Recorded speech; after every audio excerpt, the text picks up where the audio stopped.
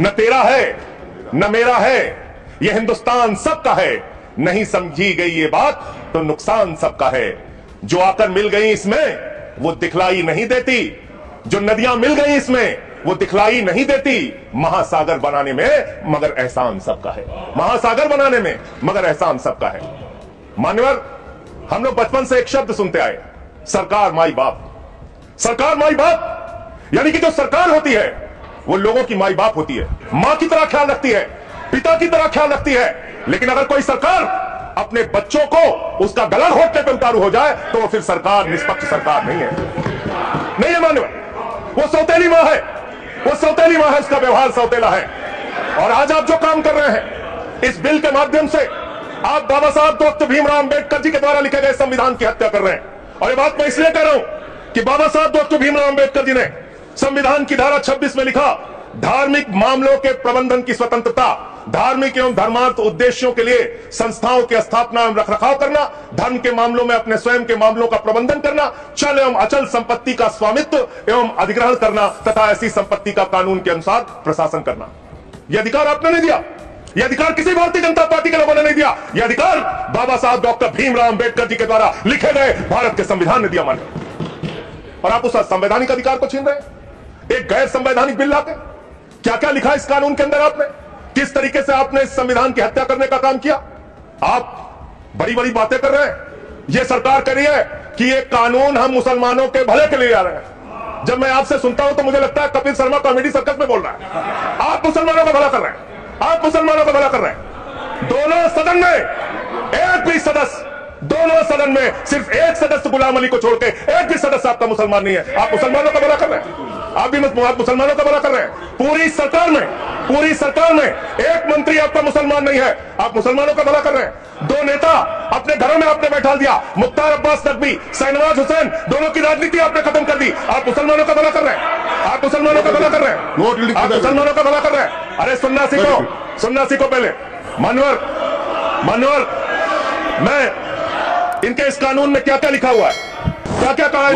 बैठ जाए कृपया, गुलाम बैठ जाए। धार्मिक संपत्तियों को यह बिल कब्जा करने की नापाक कोशिश है।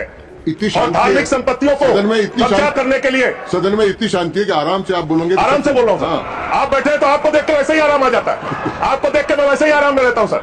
आप जब आपका संरक्षण है तो आराम से ही बोल रहा हूं। मान्यवर, धार्मिक संपत्तियों को कब्जा करने की यह कोशिश है। इसलिए इस बिल पर न हिंदू को खुश होना चाहिए, न सिख को खुश होना चाहिए, न ईसाई को खुश होना चाहिए, न जैन को खुश होना चाहिए, न बौद्ध को खुश होना चाहिए, क्योंकि नंबर सबका आएगा। और आज वक्फ की संपत्तियां कब्जा करके आप अपने दोस्तों को देंगे, कल गुरुद्वारे की संपत्तियां कब्जा करके आप अपने दोस्तों को देंगे, फिर चर्चों की संपत्तियां कब्जा करके आप अपने दोस्तों को देंगे, फिर बौद्धों की संपत्तियां कब्जा करके आप अपने दोस्तों को देंगे, फिर जैनों की संपत्तियां कब्जा करके आप अपने दोस्तों को देंगे, फिर मंदिरों की जमीनें कब्जा करके आप अपने दोस्तों को देंगे। आप तो वो लोग हैं जिन्होंने प्रभु श्री राम के मंदिर में भी घोटाला किया। मान्यवर, प्रभु श्री राम के मंदिर के जमीन में घोटाला किया। मैं कागज दूंगा। ये लोग राम मंदिर में घोटाला करने वाले लोग हैं, राम मंदिर की जमीन का चंदा खाने वाले लोग हैं सर। ये लोग 2 करोड़ की जमीन 5 मिनट में 18 करोड़ में बेची सारी लोगों ने। 16.5 करोड़ का घोटाला किया, 18.5 करोड़ में बेची। ये राम मंदिर में घोटाला करने वाले लोग हैं सर। मान्यवर, अरे प्रभु श्री राम के नाम पे खाते हो तुम लोग। अरे बैठ जाओ, राम मंदिर का पैसा खाते हो। अरे राम मंदिर में घोटाला करते बैठो। अरे राम मंदिर का चंदा खाते हो। अरे चंदा चोरो बैठो, चंदा चोरो बैठो। कितना पैसा खाया सर इन्होंने राम मंदिर में चंदा चोरी किया इन्होंने, चंदा चोर सर इन्होंने प्रभु श्री राम का चंदा खाया, चंदा चोरी किया सर। कृपया बैठ जाए। राम मंदिर के संबंध में सर राम मंदिर के संबंध में कहे गए सभी शब्दों को मैं कार्रवाई से निकाल रहा हूं, कार्रवाई से निकाल दिए। 2 करोड़ की जमीन 18.5 करोड़ में खरीदी इन लोगों ने। 2 करोड़ की जमीन अयोध्या में 18.5 करोड़ में खरीदी। मनोहर, कृपया मेरा टाइम बचा जा सर। मान्यवर, आपने कहा कि इससे आप पिछड़े मुसलमानों का भला करने जा रहे हैं। सुनने में बहुत अच्छा लगता है कि आप पिछड़े मुसलमानों का भला करने जा रहे हैं। आपने इसमें कहा कि आप महिलाओं का भला करने जा रहे हैं। सुनने में बहुत अच्छा लगता है कि आप महिलाओं का भला करने जा रहे हैं। लेकिन ये सरकार, और यहां पे इस समय मंत्री जी नहीं है, मैं उनसे पूछना चाहता हूं, आप देश को, सदन को गलत जानकारी क्यों दे रहे हैं।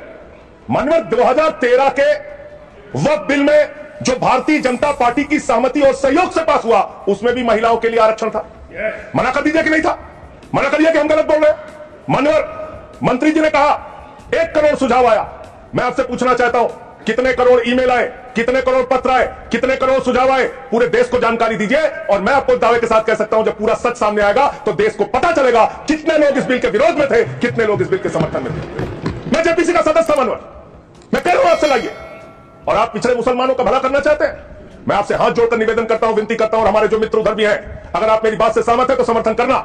समाज में छुआछूत को, बीमारी को मिटाने के लिए चलिए उठाते हैं कदम, और अगले सत्र में एक बिल लेके आइए। जितने भी हिंदुओं की कमेटियां हैं, ट्रस्ट है, बोर्ड है, उन सारे ट्रस्ट और कमेटियों में 80% आरक्षण दलित, आदिवासी और पिछड़े हिंदुओं को दीजिए।